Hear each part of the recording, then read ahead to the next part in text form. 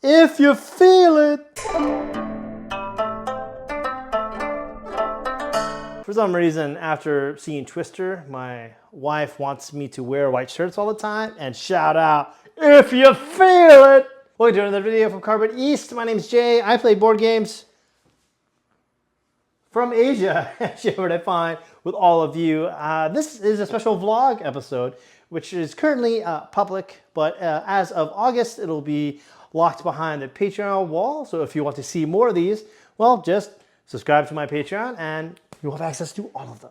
These videos are just to give you a little peek behind the scenes about what's going on in my life, as well as my thoughts on games. Because when you make a ranking, like on BGG, about giving a game a 7 or an 8, most people don't go back and revisit that score and adjust it for later. So just like a video where I make a video about a board game, where I talk about a board game, well, my opinions of that might change from, a year or 2 to 5 years down the road. And therefore, it's not really, it's just a static view of how I constantly feel throughout the game. So this series is for me to kind of explore that and share that with you, because sometimes when I play games, my thoughts do change on them after more and more plays. Because usually 5 plays, I feel a certain way, 10 plays, 20 plays, 50 plays, I could change. And if I wanted to play a game 50 times before I did like an impressions or a review video, then I don't think I'd ever get anything done. But this episode is all about Gen Con. And I know this will be my first Gen Con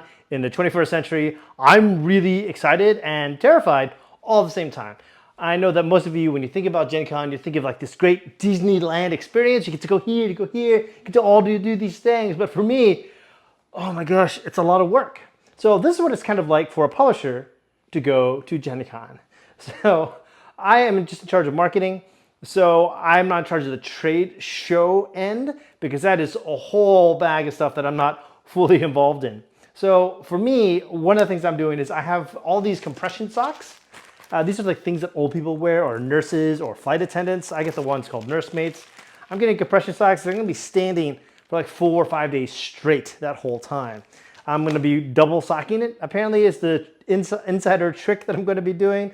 I bought multiple shoes to change like midday, because it kind of tricks your feet. I know it sounds so stupid, but it actually really works.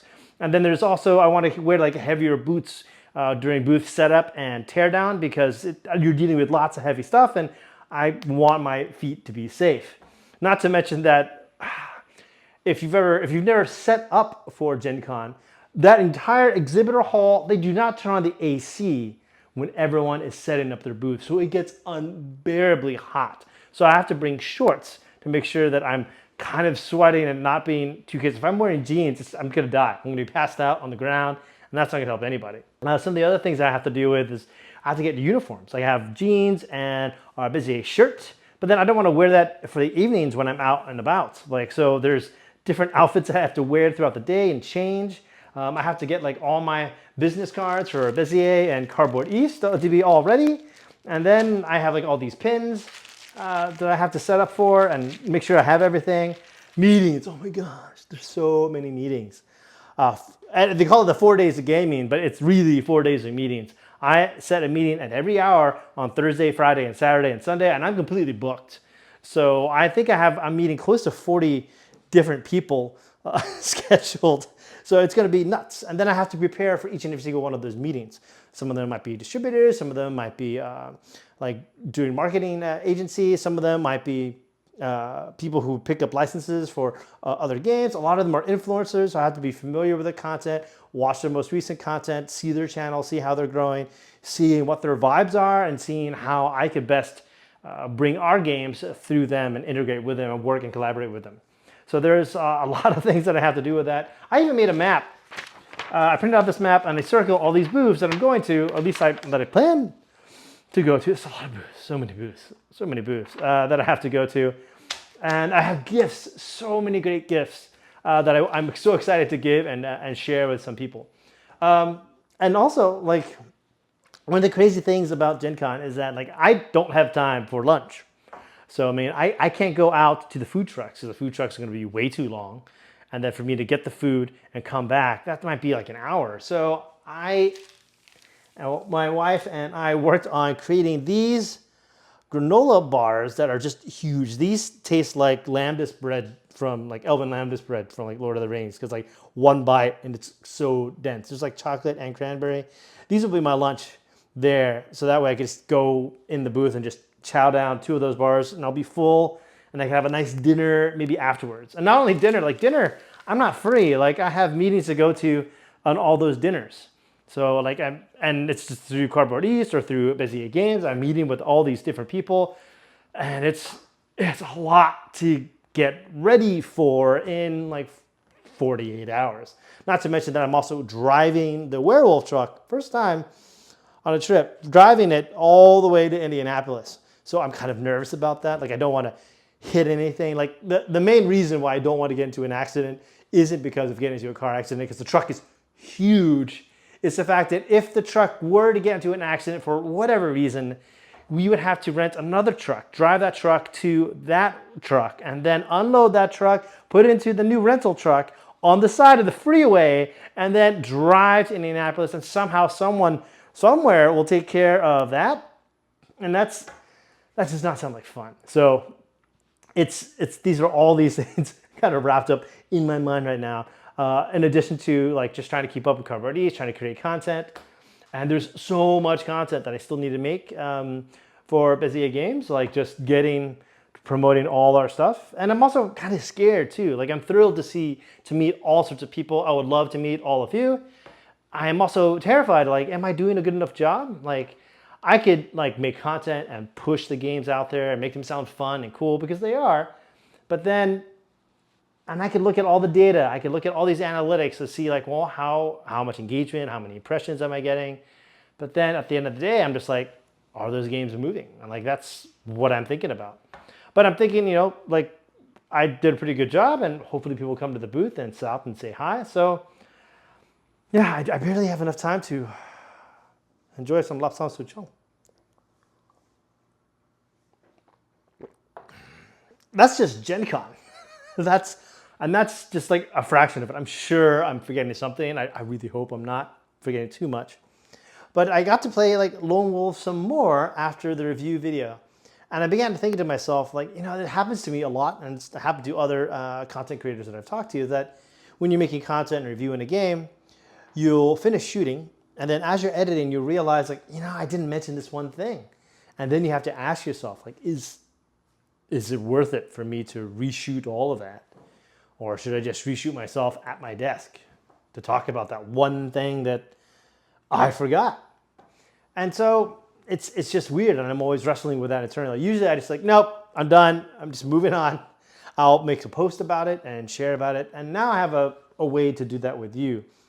I've really grown to like Lone Wolves like more and more the more chances I've got to play it.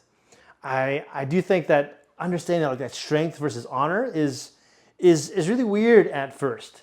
Knowing that I'm purposely losing in a place and I'm purposely winning in a place, and I have to adjust those scar tokens to that. And being against my opponent, like I could see what my opponent's doing. Like there's a little bit of room for feinting and kind of trickery, but there really isn't. Like if he puts a thing there that says like he gets honor for every face down wolf card, then I know he's always going to lose there. So I want to try and win there, so that way he's getting less honor by going there. But then I'm sacrificing myself of like, I'm not winning where I want to win, I'm winning where my opponent wants to lose. And there are a lot of different layers there for me to explore and to really, really think about. And then I've begun to not count the tokens as much, because I'm counting the tokens and seeing which ones are available, and I'm trying to guess like which ones have not been revealed yet, and trying to go for those. But it's a lot of fun mathing that out. At least I find fun in that. But I know area control and area majority isn't necessarily everyone's cup of tea. There are a lot of other games that I'm really excited about. Like I'll be getting a review copy of Yokohama, which is so exciting because I could do a nice review about this is the old Yokohama, this is the new Yokohama, this is what they look like, this is what's different between them, which one should you get, and what are my thoughts on it. And the game is still going to rock. I know it's going to rock, but I like which version of the game do you want to get? And then one of the things I recently discovered was that Taylor Reiner of Taylor's Trick Taking Table. I mean, he designed Sears catalog, but he's going to do a Shears catalog event where if you can play against him, I believe it's going to be Friday or Saturday night. If you can play against him and you win at least one hand, then you get to shave part of his head and shear off part of his head because he's got like a huge lion's mane.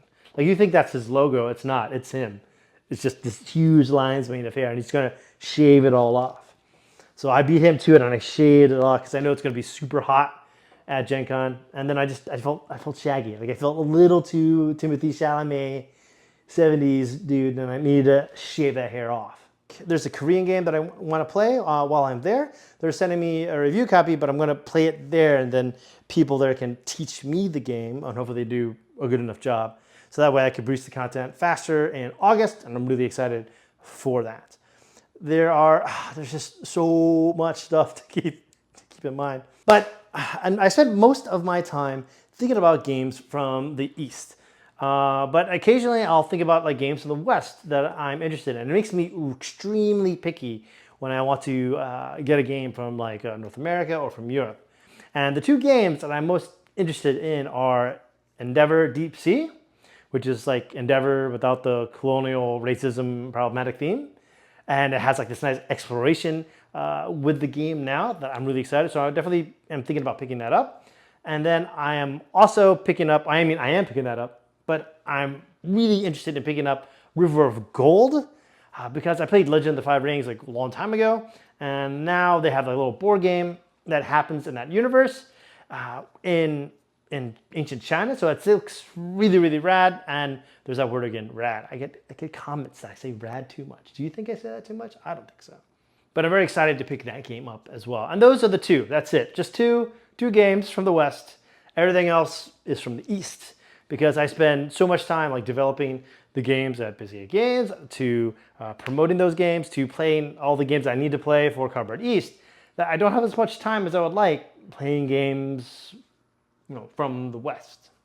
That being said, if you see me walking in the exhibitor hall, please do not hesitate to say hi.